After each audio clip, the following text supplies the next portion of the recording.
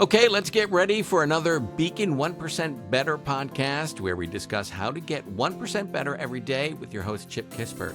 I'm RJ Malik, producer of this podcast. And Chip, as always, great to see you. And I see you have a guest for today's podcast. So why don't you introduce her and tell us what you two will be discussing on this edition of the Beacon 1% Better podcast? RJ, great to see you as well. I am so excited today to have Michelle Feinstein on the show. Michelle is the general manager of financial services in the FSC product group at Salesforce. She's returning to the show after about 18 months, and I'm thrilled to have her back. Michelle, welcome. Thank you, Chip. It's been such a lovely experience all these years working so closely with you. Chip and I go way back. He's known me since the beginning of my Pershing days, Salesforce days, Allbridge. I've attended many Beacon roundtables, which if you haven't attended one, you absolutely should. Chip, thank you for having me back on the show. Really so excited to jump into this conversation with you. Well, I always love chatting with you. I always learn something. When we were preparing for the show, I really loved the notes that you forwarded to me. Three things that you really were kind of dialed in on in terms of recent accomplishments. And one is the best, I think. It's successfully raising a wealth management family. 5 kids and 3 bulldogs. Mm-hmm. Add to that your Pershing days, BNY and Salesforce. You have been an agent for change in this business. Before we get going, how about you share a little of your background with the audience so that they can better understand your thinking as it relates to kind of our upcoming conversations?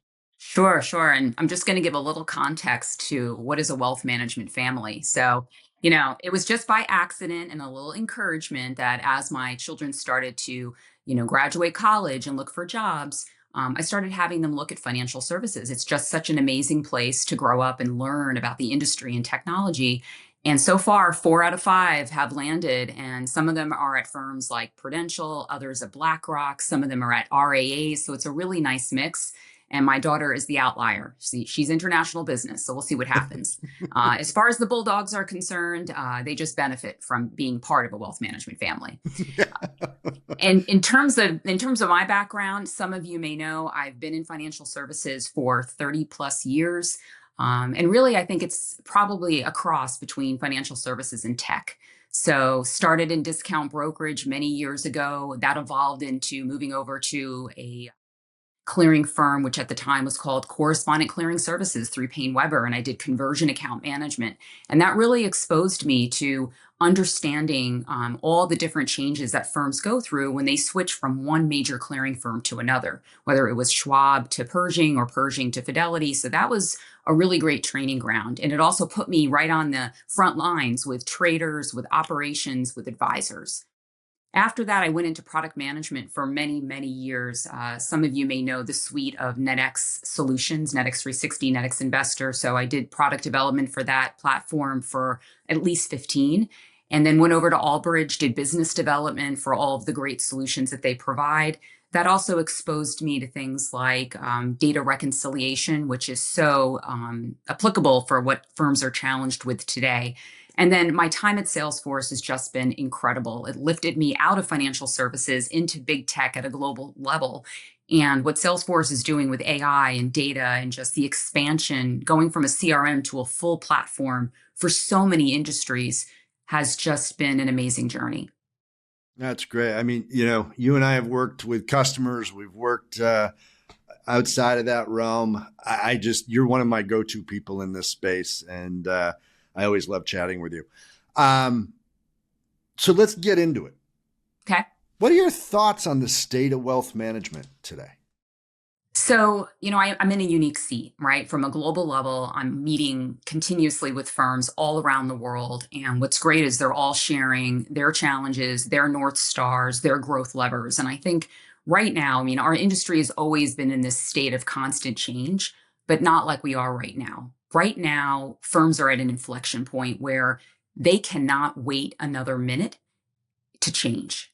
They have to change how they're doing things. So, the impacts are what's happening in the markets, the volatility, the political climate, AI, for certain, right? AI has been such a game changer, and it's really forced firms to look at their tech stacks from the architecture level, the data level. It's redefining what it means to build a user experience. And this is a lot of change all at once for these firms.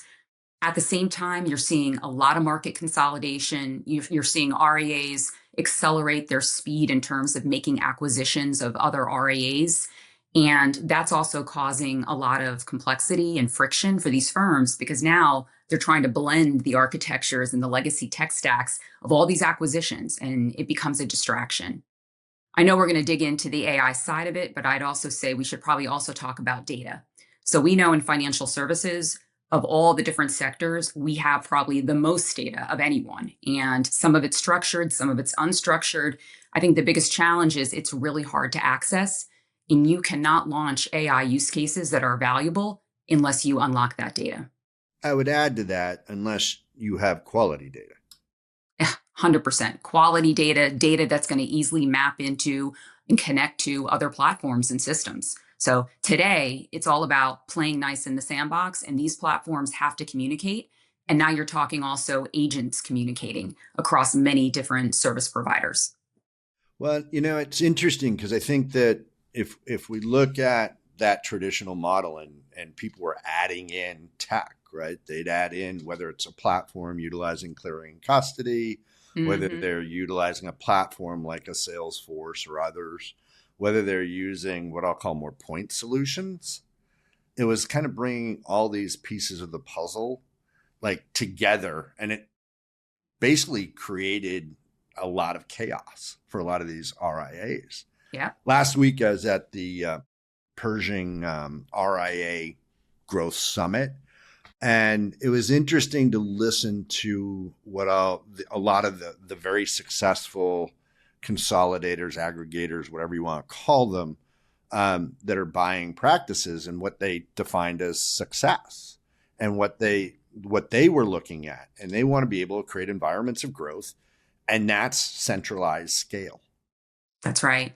Yeah, I think for those aggregators, number one, they're looking at just the talent that they have in-house, number one. So they're inheriting a lot of advisors, but they're also seeing advisors aging out of the industry, some of which they may inherit. And so they're challenged with how do they also at the same time infuse next gen advisors into their practices. And the reason that's important is one of the growth levers for many RIAs and broker dealers is how do we go beyond the typical client that we've always serviced, right? So maybe that's high net worth, ultra high net worth, but now the younger generation, we term them as Henrys, right? High earning, not rich yet, but they really are a decade ahead of us in terms of the income that is coming their way and their ability to invest. So it's really important that these RIAs, if they're going to look modern and attractive to that next generation, they have to have advisors that can face off to them, that understand their point of view, their situation, their risk appetites, et cetera. And that's been a real struggle. But the other, to your point, is scaling. So most of the firms I talk to, like doing advisors in transition, moving them from one firm to another, still extremely manual, paper-based, onboarding, right? Right. The number one problem to solve, and no one has solved it yet. And so, especially with RIAs that are multi-custodial, right? They have 5 different ways to open an account, to fund an account, to move assets. It's crazy.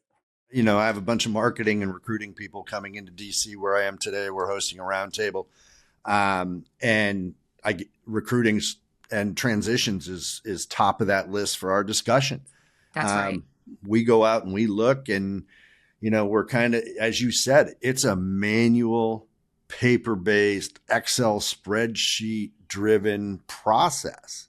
Yeah. The good news is I think there's a little bit of light out there in that we're seeing some new firms start to kind of step in and automate that process. And also, as you said, unstructured and structured data, being able to take unstructured data and make it structured to help with these transitions. I think it's kind of a fascinating space right now, especially when you look at some of the folks that are focusing on that transition, whether it be a forms logic, whether it be a dispatch, a mile marker, they're all really kind of stepping in, and it's kind of a new day of technology. Yeah. Well, what I would also say is 2 things. When you look at the growth levers, right? Remember, there was a Beacon Roundtable about a year ago where we also talked about the painfully slow organic growth that a lot of these firms are seeing. And they're like, why is that? Well, that's because they've kind of left it up to the advisors in terms of the pace and cadence of engagement with their existing customer base. So some firms in the room were saying, you know what, we're going to take control of that. We're going to put AI in there to start to assess when was the last time Michelle was engaged? Was it 30 days, 60 days, 90 days, 120 days? What was the quality of that engagement? And they're measuring these things. And then they're using AI to prompt these advisors with, hey, I've noticed this has happened in Michelle's portfolio or with her financial plan. Go engage her right now. So it's more of a real-time proactive model that we're starting to see firms kind of force a little bit onto the advisors. And it's interesting because I know Salesforce has been instrumental in really trying to drive those insights, and that's really a neat thing. So let me ask a different kind of question, right? You have those firms that are really their status quo, I'll call them. They don't necessarily want to embrace change. And then you have the firms that are embracing the change, are building better scale. What happens? Yeah. So I think the ones that are in accelerated growth mode that are really getting it right, the first thing is they're bringing together business technology leaders, and if they're global leaders in seats around the world, and they're saying, we can't operate in silos anymore. We need to have a unified front in terms of how we set our strategy, how we set our priorities. So the firms that are getting it right are saying, okay, instead of spreading the peanut butter really broadly and having too many priorities, they're picking a couple big ones. Data, for sure. Modernization of the data and the tech stack is first and foremost what firms are prioritizing. So they're looking at a Salesforce and saying, you know what, we used to have our own proprietary data lakes, or we'd use the custodian, or it's just a mishmash of solutions. We want to harmonize that. And they're looking at solutions like Data Cloud as an example to be that kind of open architecture foundational layer of the future of their new tech stack that they're going to rely upon. The second is they're kind of coming together and saying, okay, what are the most important high volume kind of experiences that are really manual and complicated? And how can we have an approach where we're really deploying intelligent and smart automation and engagement? And so that's the combination now of changing their workflow, changing the way that they're doing their work. The third is talent. So they're really starting to, I hate to say it, move people on that have been part of the organization that are resisting change and that they've been there for 30 years. And they're really starting to diversify the types of talent that they're bringing into their organization. People from fintechs, people from other industries that can help them transform faster with a fresh take.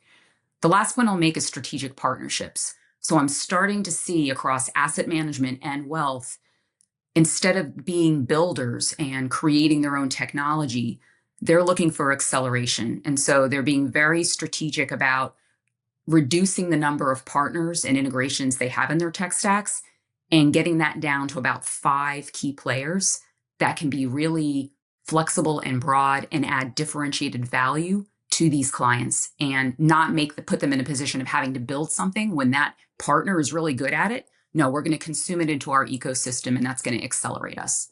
Yeah, it's interesting. I was down with a broker dealer at the end of last week, and I asked their CEO a very simple question. I said, do you want to be a builder of technology, or do you want to be a steward?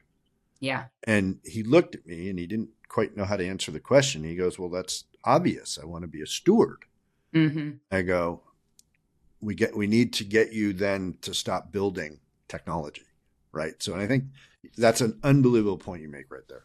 Yeah, it's hard. It's hard for financial services firms to do that. You're talking, number one, they probably have upwards of 50, 60 different applications in their tech stacks. Deciding which ones to get rid of is difficult. I mean, many don't even have an assessment of the levels of adoption of those systems, right? And so that's like the first place they have to begin is, all right, which of these are being used? What are we using them for? Do we still need them? And then the second is moving away from that customization. The reason they do it is they're trying to please the advisors or the wholesalers or whoever it is that they're serving. And you always hear about the good, better, best model, right? And so many firms still deploy this, which is we're going to say yes to many different solutions across financial planning, portfolio management, CRM, give choice, and we'll integrate at different levels. And honestly, that model it doesn't work anymore. It makes it overly complex for those organizations to manage over time.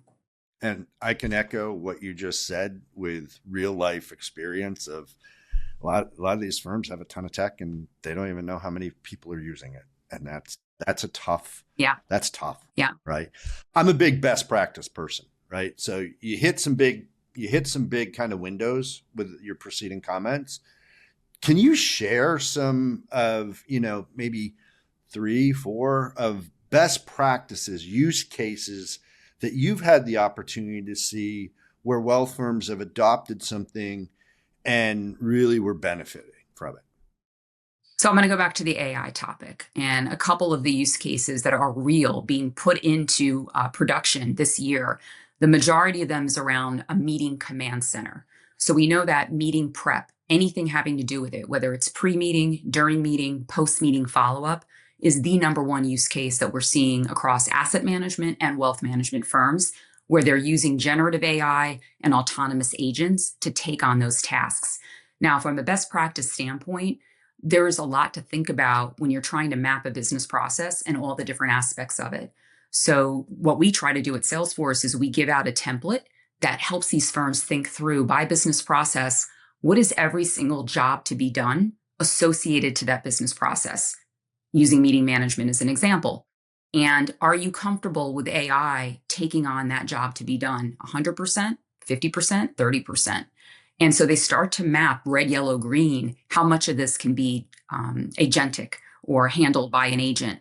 And all of a sudden the lights go on. They're like, wow, we could gain, 50% savings operationally and scale whoever the persona is that's doing that process really fast. And that starts to open doors with their data governance teams, with their regulatory teams, with their executive management teams. So the big ones are sales, service, the advisor experience, all employee facing. Haven't seen too much from a end client standpoint in terms of AI playing a part there yet. And I think a lot of that has to do with just the uncertainty around regulations and, firms being concerned about getting fined if they're the first ones to go down that road. It's interesting though. I loved what you just shared. I think that really dovetails to what we're seeing with the more mature firms, the larger firms. Mm-hmm. For the small, mid-size advisor, broker dealer, AI can be overwhelming. It can be intimidating. Like how are you seeing those firms getting educated, but B starting to embrace some of the benefits that you just laid out?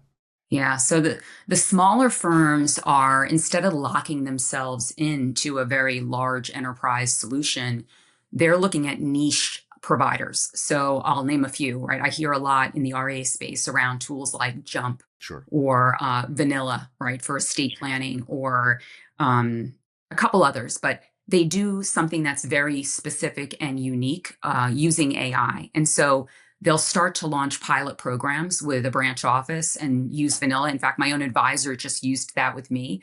And it was pretty cool because it was self-serving and it gave me the independence to go through that process, but with AI suggesting along the way things that I was missing. So from an RA standpoint, I see them using multiple solutions like this. They are still looking at Salesforce too, but they're saying, I don't want to put all my eggs in one basket. And in fact, we had a product advisory council not too long ago, and they basically told us, don't try to be all things for us. Just be open architecture and plug and play and exchange data and connect agents to any niche capability that we want. Because if we choose an AI capability that's really excellent in managing document management and analyzing those docs and synthesizing and summarizing, and let's say it's in, insurance policies, we don't want you to try to go build that. We're just going to go use that provider that's an expert in that space. That's great. That's good advice. I think that's terrific. I just want to add, because I didn't answer this question, but in terms of learning, on the RIA side, they have shopped around and looked at different providers across custodians, firms like Salesforce, Microsoft, but they're also attending industry events, right? So things like Advise AI as an example. Last year I was there were many RIAs in the audience and some of them even on the stage talking. And so they're trying to find these events where they can learn from each other and see where are they achieving and where are they failing. And I think that's going to be over the next couple of years, that's going to be a big driver. Because some of the shops that we talk to, they are taken aback. They don't know where to start. And they're looking for the kind of that start point just to get a foundation. That's right. Well, and that's why you're seeing it took us until the middle of this year for firms and their compliance teams to even start approving to move them past a proof of concept to actually put these things in production because there is that fear factor. Like, is this really going to work? Is this going to cause us more issues than it will benefits? Sure. What's the return on investment? What's it going to take to support it? And then how do we monitor the data flow? Got it. One of the things I always like to kind of dive in, zero in on, what are you seeing? And I know you articulated some of it. You talked about agents, you talked about some data elements, but what are 3 or 4 areas that wealth firms are specifically trying to solve for? Yeah. And that you think are foundational, quite frankly? So, number one, the advisor experience. We talked about this before.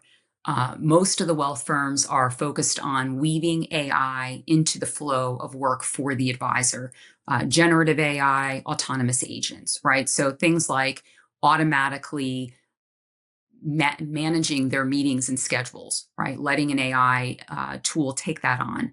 The second is the meeting command center experience that I just talked about. The third is predictive insights and enhanced reporting, which is going to tell them a lot more about their customers, their preferences, their needs, what they're looking at outside of their organization. So starting to crawl across social and different internet sites so that the advisor can be more armed. What's interesting, though, is they're also using AI to monitor the productivity and value that the advisor is providing. So using AI to see, is Michelle using the tools that we've, enabled her with? How often is she engaging with her customer? What does the segmentation of her book look like? And is she starting to go into new segments that we've asked her to start to try to approach? What is the benefit and growth that advisor is providing? And do we see the lifetime value of that customer starting to increase? Mm-hmm. And then there's time management, right? Even just monitoring the time management and the effectiveness with financial planning, that's a big one. So, I've seen some firms, I'll use RBC as an example, RBC Wealth, where initially the 2 use cases were being able to use AI to quickly give the advisor in a couple of seconds a complete overview of what's occurred with a household in the past year. And it's looking at 20 plus different data sources. But the second one is planning. It's using AI to go gather the data, organize the data, pre-populate a financial plan, suggest topics to talk about, and then monitor the progress of that plan. That's the area that we've seen, meeting prep. And you mentioned Jump, Zox, Yeah. What they're doing is taking that unstructured data and it really is pretty impressive. And then being able to populate platforms like yours. I think that's fabulous. I think, it's interesting as well last week in some of our conversations, that productivity piece, right? People, there are firms out there that are tracking every keystroke of what people are doing. And it's not necessarily for a punishment element. It's to learn. That's right. And it's to improve how they're managing their practice. So, modernizing the way they prospect and modernizing the way they manage their practice are 2 big areas that I've heard different firms bring up as a top priority. I think the other is learning and training. Yeah. So that's another big category is AI can be the advisor's coach. The AI can assess how they're, interacting with a customer on a phone call and kind of measure their, how they came across and the customer's sentiment as an example as a result. Because these firms are trying to improve how their brand is perceived in the marketplace, right? The third is adoption. So, we've always struggled with adoption and training, but now AI can play a part where agents can come in and say, hey, there's going to be a new product rollout and we're going to move you to this new process for onboarding. And they can teach the advisor in a whole new way that's digestible and easy and kind of sit on the side as an assistant every step of the way, showing them what to do. I think it's going to be a huge accelerator for adoption. Well, and I also think that type of education dovetails with how people learned over the last 10 years. Yeah. Well, listen, there's a really cool tool that I assessed along a couple months ago called Storyline AI. And so they're changing. Yeah, they're taking AI and saying, you know what?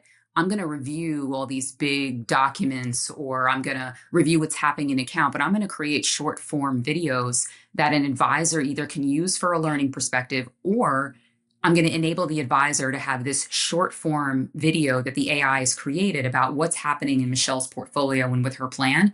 And it lets them send it to the client ahead of time as kind of a pre experience before they get into an actual planning conversation, which I think is pretty neat. And they're integrating with lots of different players, many of the ones that we named. It's going to be very interesting to see what happens with them. Yeah, I think what the work David's doing there is pretty incredible, because I sat and walked through the platform probably about a month ago, and it literally is taking 50-page PowerPoints, which nobody really wants to read, do they? Exactly. No. And condensing it down into a 90-second, 2-minute little presentation, video experience that's much more personalized. Mm-hmm. And he's looking at, research. He's looking at, market updates and kind of making them like you're watching the news, for a few minutes, but it's personalized to what's happening in your account. Right. So it's terrific. Great call out there, by the way. So quick question in terms of, I always like to find out, and, studying wealth and the advisor business these days, we probably talk to 20 different firms a week at a minimum, fintechs, wealth firms. Who do you pay close attention to within our space, for research and for insights? Yeah. So again, I'm lucky because of the seat that I'm in. I have a lot of access to different consultants and analysts in the industry right at my fingertips. So I'm constantly looking at Ernst & Young, McKinsey, Deloitte, Capgemini, Gartner, all of those. We have many seats with many of them, and we often interact with them on a quarterly basis. So I get access to all those research reports.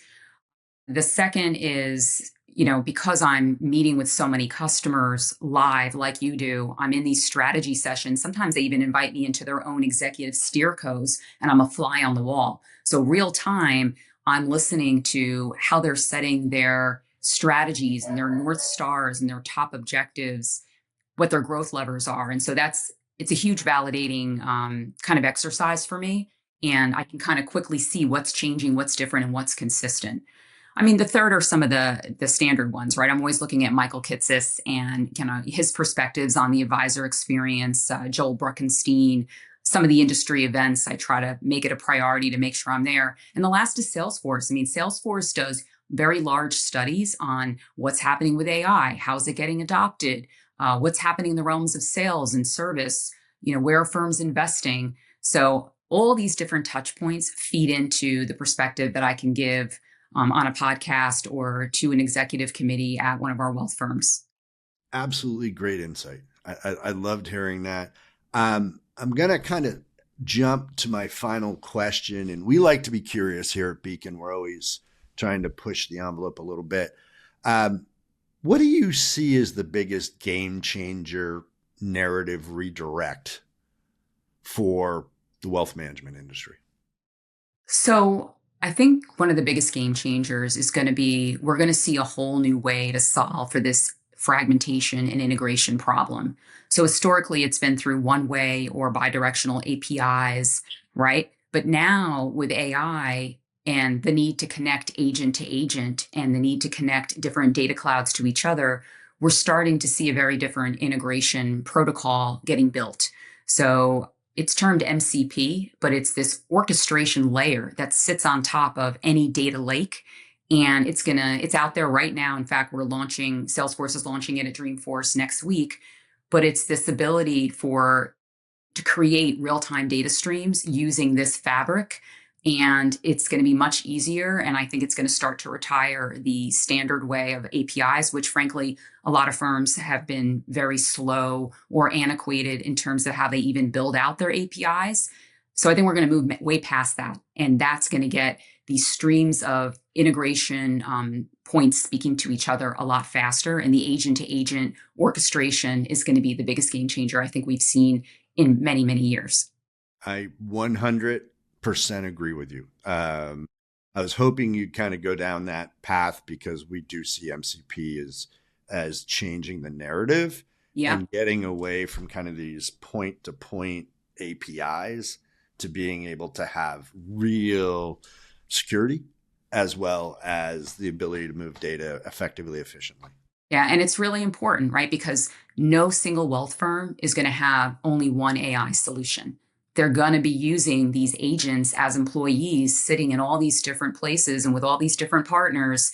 And someone has to orchestrate that new staff, right? And that staff doesn't work for only one firm. Correct. All right. We've come to the end of the show, but I always like to give our guests the 1% better everyday flash comment. So this is your time to share an insight that you have on the wealth management space. Wow. 1% better. I guess I'd say get out there, network, get to know your peers in the industry, learn from them, attend events, stay current. And if anything, if you're not using AI today, you need to be using it in your everyday life. Tools like Gemini, Notebook LLM, Perplexity, Claude. Subscribe to multiple solutions because they're all changing so quickly. And if you use it in your everyday life, then your ability to apply that to your business models is going to make a lot more sense, and encourage your employees to do the same. Michelle, I'm grateful to have had you on the show. Until next time. All right. See you then. RJ, how about that conversation with Michelle? That was pretty good. That was really good. There was just so much information. And a lot of times with your podcast, Chip, I have to admit, it's a lot for me to absorb, but it's just a great insight about AI because it's coming at us so fast and we have to be prepared. And she just had some wonderful points to make. She did. And one of the things that that we're seeing out there right now is kind of those firms that aren't embracing AI and those firms that are. And that is something, it's interesting to watch because it kind of leads me into kind of my three takeaway thoughts. And number one, for firms that really want to have organic growth, scale comes from really these centralized platforms. They're going to allow advisors to focus on what they do best, and that's helping investor customers. Number two, as you said, artificial intelligence is going to be a differentiating factor as firms look to drive organic growth. And then number three, and I loved how she came with this at the end, but MCP is really going to be the integration platform of the future. Just how everything I'm reading about it as we're exploring it, it takes a lot of the point to point. It makes it easier, makes it more secure. I'm going to be really excited to see how the wealth management industry kind of embraces MCP and the value that it can bring. Awesome. That's a lot there. There's a lot to cover there. So, as I close out, I do want to say, hey, check out our archive of past shows with industry leaders like Robert Sofia from Snappy Kraken, Jeff Moore from Valmark, and iCoupler's Derek Notman, to name just a few. I was super excited to have Michelle on the platform or on the podcast. And RJ, it was a good day. Yes, it was a very good day. Very interesting. Just a boatload of information. All right, RJ, as I close out for the show, if anybody wants to find some information out about our podcast, they can go to our website, www.beaconstrategiesllc.com/podcasts. We here at Beacon encourage you to get 1% better every day. And to quote Walt Whitman, and most recently Ted Lasso, be curious, not judgmental. Until our next episode, this is Chip Kispert. Be well. Thanks, Chip. And we need to add in a shout out as this podcast is brought to you by Beacon Strategies, LLC, the go-to resource for roundtables, consulting, and services that support wealth management firms and their providers. If you need some industry perspective or help, please visit beaconstrategiesllc.com. Again, thank you for listening to the Beacon 1% Better podcast. We ask you to share this podcast, rate it, and leave a review because this actually helps others find the show. Again, thank you for listening. And for Chip Kispert and everyone at Beacon Strategies, I'm RJ Malik, and we look forward to you joining us for our next podcast.